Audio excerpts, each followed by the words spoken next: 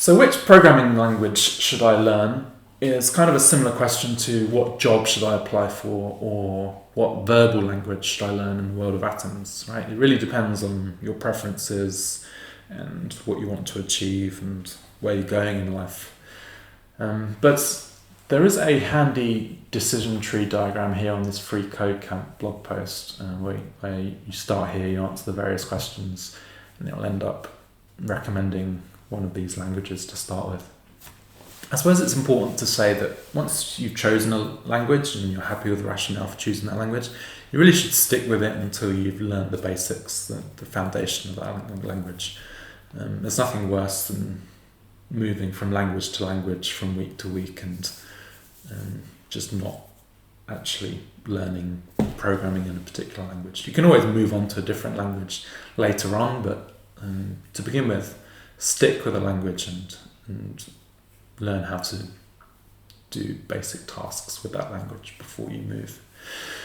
There's another interesting blog post on Code Academy with some advice and breakdown of the various languages that you might want to choose to start with. Now that's all not specific to Bitcoin. When we move to Bitcoin specifically, we can start looking at some of the projects in the Bitcoin ecosystem and what languages they're written in. And the most widely used full node implementation, Bitcoin Core, is written in C++. So that's the language Satoshi chose for the reference implementation of Bitcoin. There are a number of reasons why Satoshi may have chosen C++ that are discussed in this Stack Exchange answer. When we move to Lightning, there are a number of Lightning implementations written in different languages. There's LND written in Go, there's Core Lightning written in C, there's Lightning Development Kit, LDK, written in Rust, there is Eclair written in Scala, so lots of different implementations written in different languages. An additional consideration is that LDK supports language bindings, so you can write programs in other languages to interact with LDK, like the core of LDK that's written in Rust. And also Core Lightning supports some language bindings, so that you can write plugins for the Core Lightning implementation in other languages. So that's an important consideration when deciding on what language and what implementation to choose in the Lightning ecosystem. Now, if we go back to the decision tree, a number of these paths end up suggesting Python. So if my kids ends up with Python, I don't know, just pick one for me, ends up in Python. I want to work for big tech companies. There are a couple of big tech companies where it's suggested that Python's a good option. So a number of these paths do recommend Python. There are a number of reasons for choosing Python, again, completely ignoring any Bitcoin considerations. So Python is very readable, reusable. The code in Python is typically a lot shorter than the equivalent code in other languages like C++ or Java. So it can be as little as a fifth of the size of the code in say C++ or Java. So that means less to type, less to debug, less to maintain. The ecosystem's very strong, so the support libraries are very mature. You can use Python for all sorts of things. So you can build websites in Python, you can do game development in Python. And Python is also very good for customization and extension. So Python can be called from C++, C programs, and that's why Python can be a good option for interacting with code bases in other languages. Now, Python also offers a standard shell or REPL. So if we go to the terminal and do Python 3, we can now write Python code and have it run instantly from within the terminal. So we can do, I don't know, 1 plus 1 equals 2, 3 plus 4 equals 7. We can assign variables, so we can say A equals 2, B equals 4, and then A plus B. So that's right in the terminal just from writing Python 3. So that's very handy for running code interactively when you're just playing around or learning the language. So we'll go out of that. Go back to the websites. So those are some of the reasons for choosing Python. Again, not specific to Bitcoin, but just generally for programming languages. If you want to learn more about the history of Python, it was initially released back in 1990, so it's been around about 30 years. That means it's mature enough that, yeah, those support libraries are really good, documentation is really good, lots of training type stuff around Python. So lots of great ecosystem support that's matured over that 30 years. If you want to learn more about the creator of Python, Guido van Rossum, he's done a couple of podcasts with Lex Friedman. Not going into like Python code specifically, but talking about like high level concepts and the design of the language, design of the Python language. I mean, one of the hardest points in Python's evolution was this transition from version 2 to version 3. So version 3 was backward compatible to version 2, and that meant it was really, really disruptive. It would be the equivalent of like a hard fork in Bitcoin, moving from Python version 2 to Python version 3.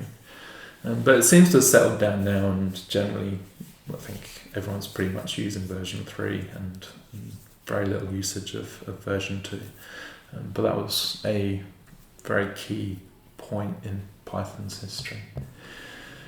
So that's Python, the creator of Python, good docs around Python. As I was saying earlier, docs.python.org is good, and a bunch of tutorials there.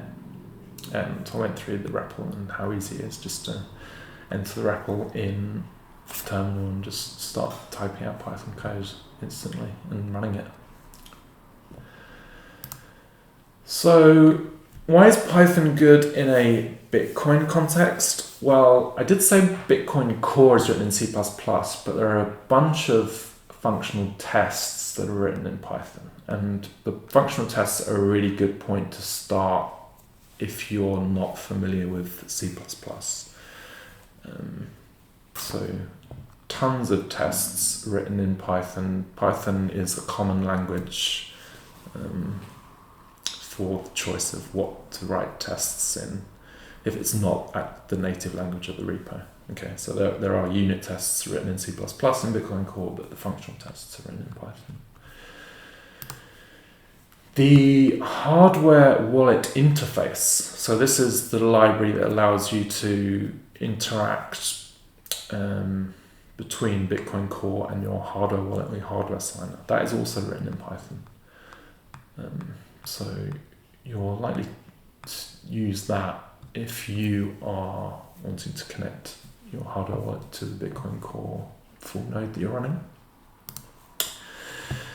Similarly, Core Lightning, that's written in C, has a bunch of tests written in Python. Also a good point to start if you don't know C very well, or you don't know C at all. Learn Python, start playing around with the tests of Core Lightning. And Rusty Russell, the lead dev of Core Lightning, has also written some tests for testing compatibility between different Lightning implementations.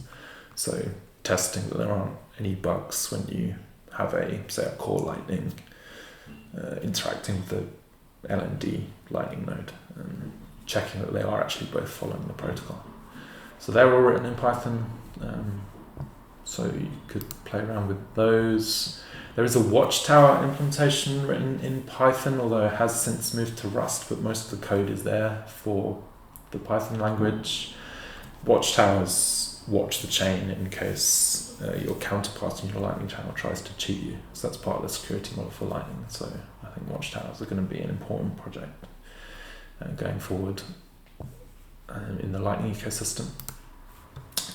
Then there is Electrum. Electrum is one of the oldest Bitcoin wallets. That's also written in Python.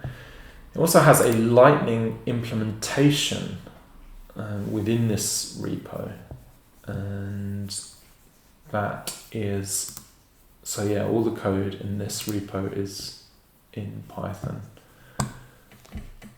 So you can look at the Lightning code in Python. So I'm just seeing where the Lightning code is.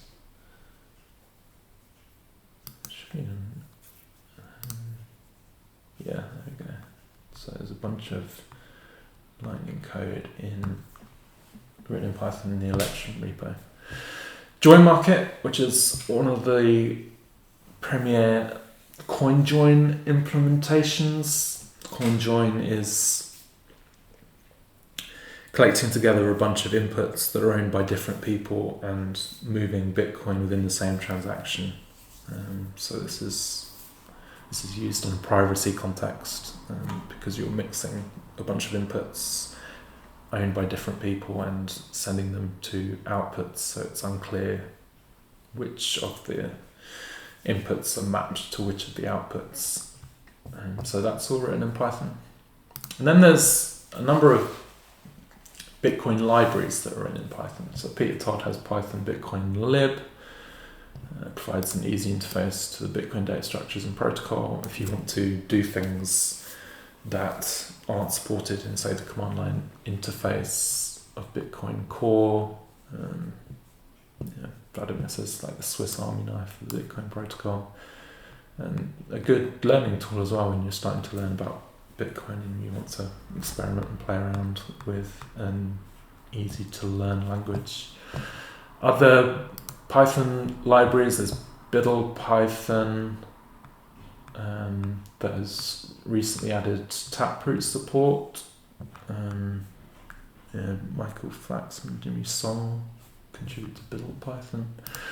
OFEC has the Bit library that has a lot of Bitcoin functionality written in Python. McDallas's CryptoTools is all written in Python, so that's for Bitcoin cryptographic operations. ECDSA, I think there's some Schnorr stuff in there, I'll have to check. Jimmy Song has the Programming Bitcoin book, so the accompanying code for the Programming Bitcoin book is in Python. So if you're going through that book, Python's a good option to start with. And then for the last soft fork that we had in Bitcoin, for Taproot, Bitcoin Optech did a Taproot workshop, so educational tools, and this was all written in Python. And Jonas Nick did a short reference implementation of Schnorr signatures in Python. That's very easy to follow through if you're learning about Schnorr signatures. So yeah, tons of code written in Python for Bitcoin. I think the case for starting with Bitcoin is very strong, both ignoring Bitcoin specifically and especially like once you actually start digging into the Bitcoin ecosystem, Python's a really strong option to begin with. And yeah, there's nothing to say that once you've learned those basics, once you've learned the foundations of Python and you want to start writing for enterprise or in production use case, there's no reason why you can't then move to C++, C, Rust, etc. But Python should give you that grounding, and yeah, if you do choose it, stick with it, and you'll be able to learn a bunch of stuff about Bitcoin technology, the Bitcoin protocol, Lightning, etc. From using Python, and it won't prevent you from doing anything in future for, say, Bitcoin Core or for a specific Lightning implementation.